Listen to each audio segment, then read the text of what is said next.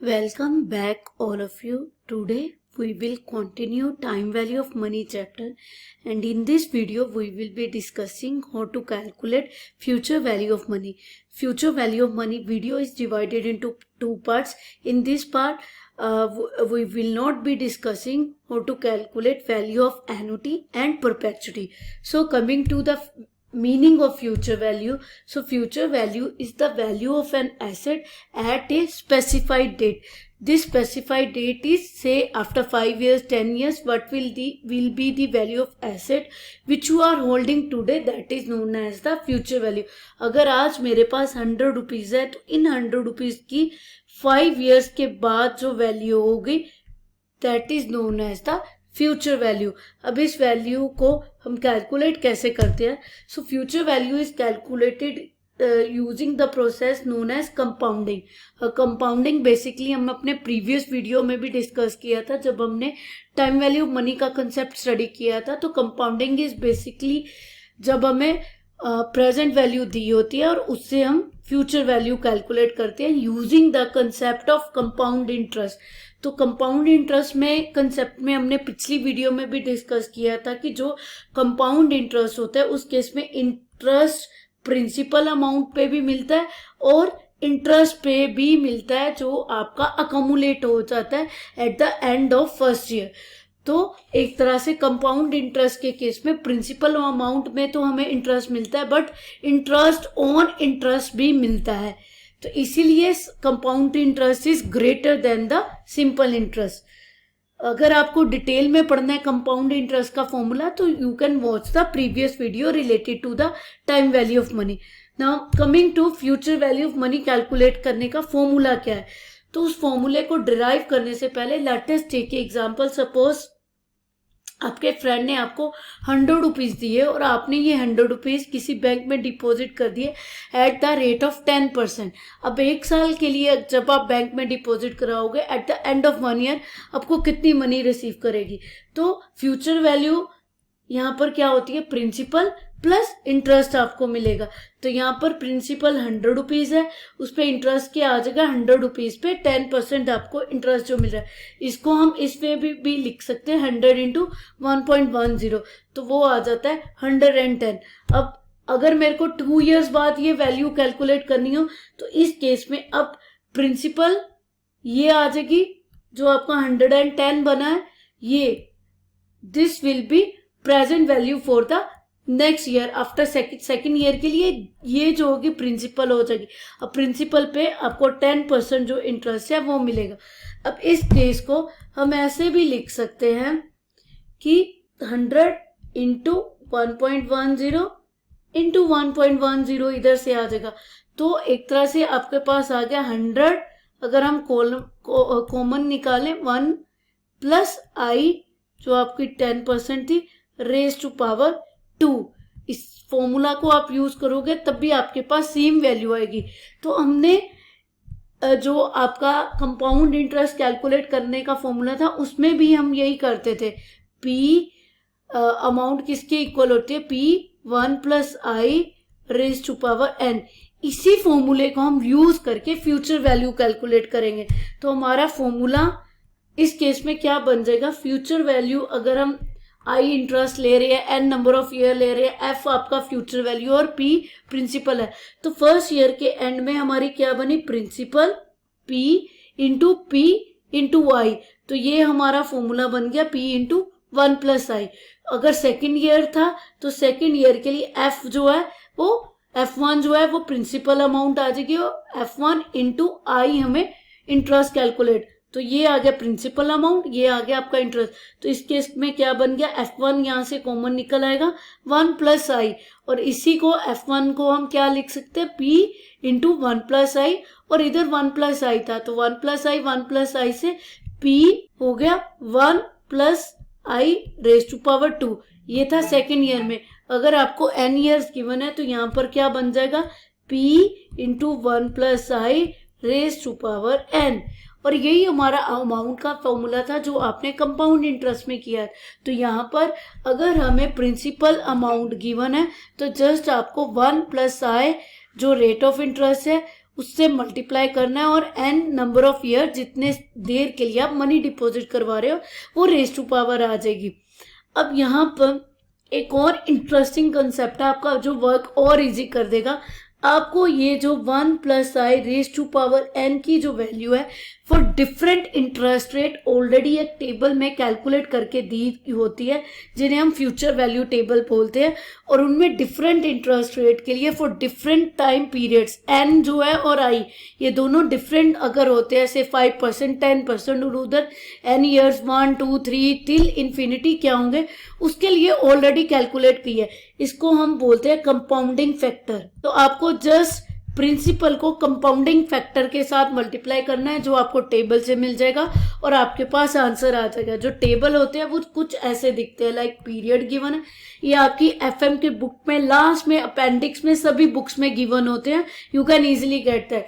तो ये पीरियड आपको गिवन होगा और ये डिफरेंट इंटरेस्ट रेट के लिए आपको करने हैं। तो से अगर 1 ईयर के लिए मेरे को 5% रेट ऑफ इंटरेस्ट पे कैलकुलेट करना है तो ये वैल्यू आ गई 1.050। अगर मेरे पास 100 रुपीज थे तो 100 इंटू 1.050 आप करोगे तो इजीली आपको आफ्टर 1 ईयर 5% पे जो वैल्यू है यू कैन गेट दैट। अब एक एग्जांपल के थ्रू हम स्टडी करते हैं कि कैसे इस कंसेप्ट को यूज करते हैं। लेट्स टेक एग्जांपल, एक प्राइवेट बैंक है जो आपको फिक्स डिपॉजिट पे ये इंटरेस्ट रेट दे रहा है। तो फिक्स डिपॉजिट हम एक लॉन्ग टाइम पीरियड के लिए करते हैं और जनरली हम प्री मैच्योर विड्रॉल नहीं करते, जब वो पीरियड ओवर होता है उसके एंड में हमें अमाउंट मिलती है। तो इस केस में कोई पर्सन है, आपको बैंक ये डिफरेंट इंटरेस्ट दे रहा है, greater than 45 days, 46 to 170 days, 180 to 365 days, 365 से ज्यादा। कोई पर्सन है वो 10,000 रुपीज इन्वेस्ट कर रहा है और आपसे पूछ रहा है कि 3 साल बाद उसकी वैल्यू क्या होगी। तो यहाँ पर ये हमें जो 10,000 रुपीज दिया है ये आज प्रेजेंट वैल्यू और हमें 3 इयर्स बाद वैल्यू फाइंड आउट करनी है। अगर मैं टाइम लाइन पे ड्रॉ करूँ तो यहाँ पर 10,000 रुपीज 0th ईयर में हमें गिवन है और हमें 1, 2 और ये 3rd ईयर में क्या वैल्यू आएगी वो फाइंड आउट करनी है। तो क्लियरली हमें फ्यूचर वैल्यू फाइंड आउट करनी है। आज 0 में हमें वैल्यू गिवन है और 10% जो है इस केस में 11% जो है वो रेट ऑफ इंटरेस्ट यूज करेंगे हम। तो क्लियरली अगर मैं फॉर्मूला अप्लाई करूँ तो फॉर्मूला में हमारी फ्यूचर वैल्यू होती है PV = 1 + i raise to power n। तो यहाँ पर आ जाएगी 10,000 इंटू 1 + 11% है 0.11 रेज टू पावर 3। ये जो वैल्यू है 1 + 11% रेज टू पावर 3 ये हमें टेबल में ऑलरेडी गिवन है। तो हम क्या करेंगे, 3 इयर्स हमारा टाइम पीरियड था, 3 इयर्स 11% पे ये वैल्यू आ रही है 1.368। तो 10,000 को हम मल्टीप्लाई करेंगे 1.368 के साथ, आंसर आ जाएगा। तो क्लियरली 10,000 हमारी प्रेजेंट वैल्यू थी, 11% रेट ऑफ इंटरेस्ट 3 है, ये हमें कंपाउंडिंग फैक्टर मिल गया, इससे आप मल्टीप्लाई करोगे तो 13680 हमारे पास आंसर आ जाएगा। अब ये तो हमारा केस था कि अगर कोई पर्सन एक लमसम अमाउंट मनी डिपॉजिट कर रहा है for a given time period in future, but कई बार हम एक साथ मनी डिपॉजिट नहीं करते, हम सीरीज में चलती है। मींस आपने 1 ईयर के एंड में भी कराई कुछ मनी डिपॉजिट, 2nd ईयर में भी, 3rd ईयर, तो उसको हम कहते हैं future value of series of cash. पिछले केस में सिंगल सम था, अब सिंगल नहीं होगा, आप सीरीज में कर रहे हो। कई बार हम लोग इंस्टॉलमेंट में मनी डिपॉजिट करवाते हैं, से आफ्टर 1 ईयर, 2nd ईयर के एंड में, 3rd ईयर के एंड में। तो इसी के रिलेटेड एग्जांपल लेते हैं और फिर हम समझते हैं कि उस केस में फ्यूचर वैल्यू कैसे कैलकुलेट करेंगे। तो एक पर्सन है जिसने 500 रुपीज, 1,000 रुपीज, 1,500, 2,000 और 2,500 रुपीज डिपॉजिट कराए at the end of each year for 5 years. Meaning 1st year के एंड में 500 रुपये डिपॉजिट करवाए, 2nd ईयर के एंड में 1,000, 3rd ईयर के एंड में 1,500, 4th और 5th ईयर में आपको वैल्यू काउंट करनी है at the end of 5 years अगर रेट ऑफ इंटरेस्ट है 5%। तो इससे पहले हम एक टाइम लाइन पे ड्रॉ कर लेते हैं जिससे आपको ये सम क्लियर हो जाएगा। तो अगर हम इसी कंसेप्ट को टाइम लाइन पे ड्रॉ करते हैं तो कोई पर्सन है फर्स्ट ईयर के एंड में 500 रुपीज डिपॉजिट करवा रहा है, सेकेंड ईयर 1000, तो इसको मैंने ड्रॉ कर दिया। अब हमें कंपाउंड 5% रेट ऑफ इंटरेस्ट है और आपको बताना है कि फ्यूचर वैल्यू क्या होगी at the end of 5th year. अब इस केस में ध्यान से देखिए, डिफरेंट सम ऑफ मनी जो आप डिपॉजिट करवा रहे हो उसकी कंपाउंडिंग कितनी हो रही है।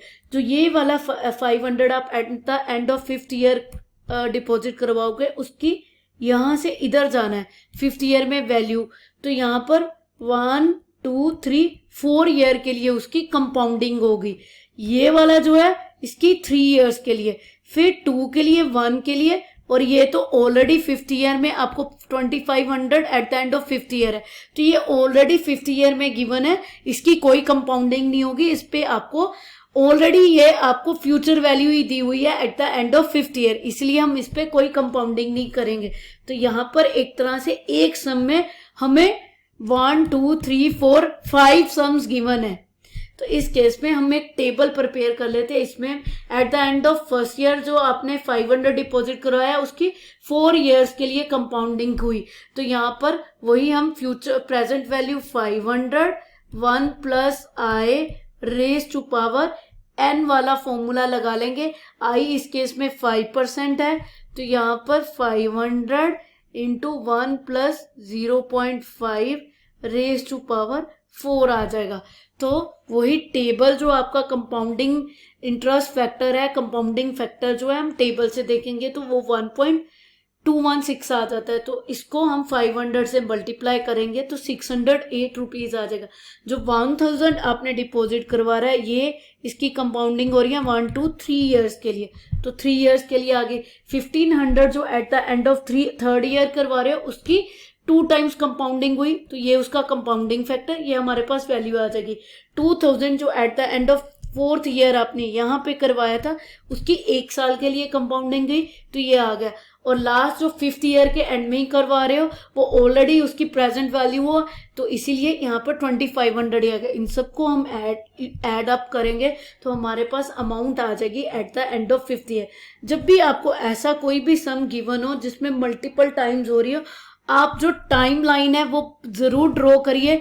टाइम लाइन ड्रॉ करते ही आपको वो पर्टिकुलर टेबल जो है क्लियर हो जाएगा, आपको क्लियरली विजिबल हो जाएगी कि कौन से पर्टिकुलर सम जो है उसकी कितनी नंबर ऑफ कंपाउंडिंग कितनी हो रही है। इसकी 5 ईयर्स के लिए कंपाउंडिंग नहीं हो रही क्योंकि at the end of 5th year आप कर रहे हो, तो 4 टाइम्स कंपाउंडिंग हुई। तो इसी से इन सबको ऐड करके हमारे पास ये वैल्यू आ गई। होप ये आपको कंसेप्ट क्लियर हो गया हो, फ्यूचर वैल्यू कैसे कैलकुलेट कर रहे हैं। In the next video we will be discussing how to calculate future value in case of annuity and perpetuity. हम आपके लिए ऐसी ही वीडियो बनवाते रहें, उसके लिए do like share comment and follow our channel, and to do so also hit the bell icon to get notification regarding the latest videos. Thank you very much.